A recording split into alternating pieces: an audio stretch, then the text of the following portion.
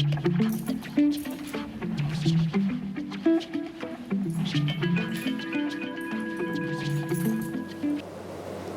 के लिए हम पहला प्रश्न लेते हैं। अनंत प्रतीक्षा ने लिखा है, प्रणाम। ताओ ते चिंग के छठे वर्ष पर बात करते हुए आपने कहा कि माँ कहीं बनकर नहीं बैठी है, गुरु कहीं बनकर नहीं बैठा है, मित्र कहीं बनकर नहीं बैठा है। हमें लग रहा है कि ये सब जीवन के प्रवाह में बस घट रहा है। कृपया कुछ कहें कि सब कुछ सहज हो सके।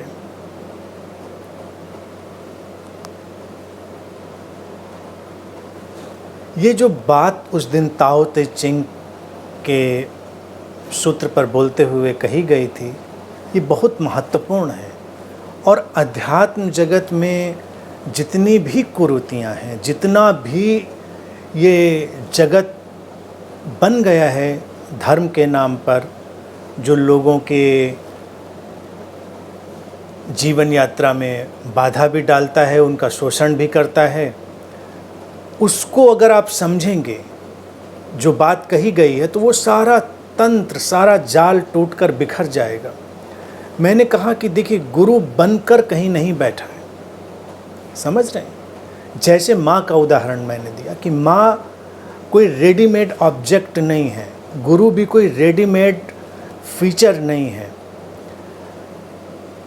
एक संतान जन्म लेती है तो एक माँ पैदा होती है। माँ एक यात्रा है। इसी तरह से मित्र हैं, तुम्हारे संबंधी हैं, वो सब भी धीरे धीरे प्रक्रिया से प्रकट होते हैं। वो अचानक कहीं से नहीं आ जाते, प्रकट होते हैं, प्रक्रिया है। यानी कि तुम किसी से मिलते हो, फिर कोई तुम्हें अच्छा लगता है तो तुम्हारी मित्रता होती है, तुम्हारा संबंध विकसित होता है और तुम आगे चलते हो। ठीक है? ऐसा नहीं कि एक मित्र कहीं पर है और तुम विंडो शॉपिंग करने जाओगे और एक मित्र ले आओगे, ऐसा तो नहीं होता। इसी तरह से अगर हम अपने संबंधियों, परिजनों को देखें तो वो भी एक यात्रा है, विकसित होते हैं। गुरु को माँ के साथ कंपेयर करना बहुत अच्छा है, और भारत में हमने हमेशा गुरु को माँ की तरह उसकी तुलना करी है, तो उसको समझना हमेशा आसान होगा और उचित होगा, और इसी से गुरुडम का जितना भी व्यापार है वो सब खत्म हो जाता है। आम तौर से देखिए, गुरु एक ऐसे ऑब्जेक्ट की तरह हो जाता है जो है कहीं पर, ऑल द टाइम गुरु है। अब ऑल द टाइम गुरु तो नहीं होता, गुरु तो एक रिलेटिव इवेंट है। एक शिष्य कहीं घटा, एक सीकर कहीं घटा, तो गुरु घटा। ये कोई दुकान खोलकर बैठने वाला तो है नहीं कि तुमने सुबह अपना एक सारा सामान सजाया दुकान में और बैठ गए। चाहे वो कोई भी दुकान हो, चाहे तुम्हारे कपड़ों की दुकान हो, तुम्हारे खाने पीने की दुकान हो, मिठाई की दुकान हो। अब मिठाई की दुकान तुम्हारी सज गई, ये लड्डू, पेड़े, ये बर्फ़ी, ये सारी चीज़ें, और तुम बैठे हो इंतज़ार कर रहे हो कि हाँ आप कोई आए, तुम्हारा वो कस्टमर होगा, वो लेकर जाएगा तुम्हारे पास से सामान। तो गुरु कमोबेश आज के वक्त में ऐसे ही बैठ जाते हैं जैसे कोई दुकान खोलकर बैठा है। सारा कमोडिटी उनके पास है, ध्यान है, ये कॉन्सेप्ट है, ये चीज़ें, बहुत कुछ मटेरियल है, उनका तो अंत नहीं। जितना ऑर्गेनाइज्ड रिलीजन है वो भी वैसा ही है। जो धर्म किताबों पर खड़ा है, जो मजहब, धर्म की बात ना उठाएं, धर्म तो एक ही है, ताओ, सनातन। लेकिन मजहब तो बहुत सारे हैं और वो किताबों पर खड़े हैं और वो ऑर्गेनाइज ढंग से काम करते हैं, और उनकी सारी समस्याएं हैं, उनकी अड़चनें। उसी से जब एक फिनोमेना पैदा होता है गुरु का, तो वहाँ सारी वही बुराइयाँ आ जाती हैं। लेकिन अगर हम इसको उस दृष्टि से देखें, जब ताओ पर बोलते हुए मैंने बात कही, जहाँ पर वो एक घटना की तरह प्रकट होता है। उसके पास न पहले से कोई सामान है, न पहले से कोई तैयारी है। वो कोई ऐसी दुकान नहीं है जाओगे और तुम मांगोगे तुमको मिल जाएगा, कोई पैकेज मिल जाएगा तुमको। कोई पैकेज वैकेज नहीं मिलने वाला। तुम जाओगे तो पता चलेगा, फिर गुरु से कुछ जो भी टकराएगी लहर और जो पैदा होगा तुम्हारे लिए वो निकलेगा।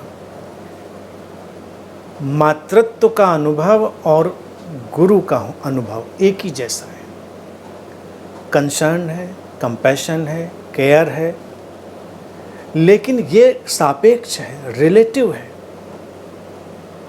समझ रहे हैं? जैसे कि भाई कोई माँ सड़क पर जा रही तो वो हमेशा माँ बन के थोड़ा ही जा रही, उसकी संतान उसको माँ बुलाएगी तो उसको माँ का एहसास होगा, लेकिन वो बस माँ की तरह जा रही है सिर उठा के, ऐसा तो नहीं होता। गुरु लेकिन हमेशा जा रहा है गुरु की तरह से। वो अपने घर में अकेले है तब भी गुरु है, कहीं ट्रेवल कर रहा है तब भी गुरु है, पब्लिक स्पेस में हो, प्राइवेट स्पेस में हो, that person is all the time guru. He can't be all the time guru, मतलब that person can't be all the time guru, he सी कुछ भी हो, उसको तो एक परिप्रेक्ष्य में प्रकट होना होगा। अगर वो उस परिप्रेक्ष्य में प्रकट नहीं होगा तो सारी चीज़ें गड़बड़ हो जाएंगी और कोई भी चीज़ ठीक ठीक अपना काम नहीं करेगी, सब गड्ढ-मड्ढ हो जाएगा। इस बात को अगर समझा जाए तो ये एक बहुत ही क्रांतिकारी बात है। और गुरुडम के नाम पर जो लोग विचलित रहते हैं उस सबको ख़त्म कर देने वाली, क्योंकि तुम ही तो एक रेडीमेड गुरु की तलाश करते हो। एक सीकर कहाँ गुरु को पहचानता है? जैसे तुम्हारा किसी से प्रेम हो तो प्रेमी उसमें से पैदा होगा, प्रेमी कहीं बना बनाया उसमें नहीं था, वो प्रेमी या प्रेसी कोई बनी बनाई चीज़ उसमें नहीं रखी थी, वो प्रकट होगी। माँ भी धीरे धीरे प्रकट होती, एक संतान के जन्म जाने से ही माँ नहीं बन जाती, मातृत्व तो पैदा होता है धीरे धीरे एक प्रक्रिया से। इसी तरह से जब एक सीकर किसी उस व्यक्ति से टकराएगा जिसके अंदर बोध घटा है, अवेकनिंग घटी, अब अवेकनिंग का घटना एक अलग मसला है, वो गुरु से उसका कोई लेना देना नहीं, तो उस प्रोसेस में गुरु घटेगा। अब कैसे घटेगा, किस तरह घटेगा, इसको प्रेडिक्ट नहीं किया जा सकता। तो ये सारा का सारा मसला है। इसी को मैंने कहा था, इसको बहुत लंबी तरफ ना ले जाएं, लेकिन बहुत सरलता से समझें कि वो बना बनाया कोई सिस्टम ढांचा नहीं है। जब भी कोई सिस्टम या ढांचा बनेगा तो शोषण शुरू होगा। भाई देखो, जो मज़हब थे उन्होंने एक ढांचा बनाया, उन्होंने किताब बनाई, उन्होंने कमांडमेंट्स बनाए, उन्होंने दिशा निर्देश बनाए, उन्होंने तमाम तरह के स्ट्रक्चर क्रिएट किए और मनुष्य के मन का शोषण शुरू हो गया। लेकिन ये जो धार्मिकता है ये भी तो प्रकट हो सकती है प्रक्रिया में, प्रोसेस में।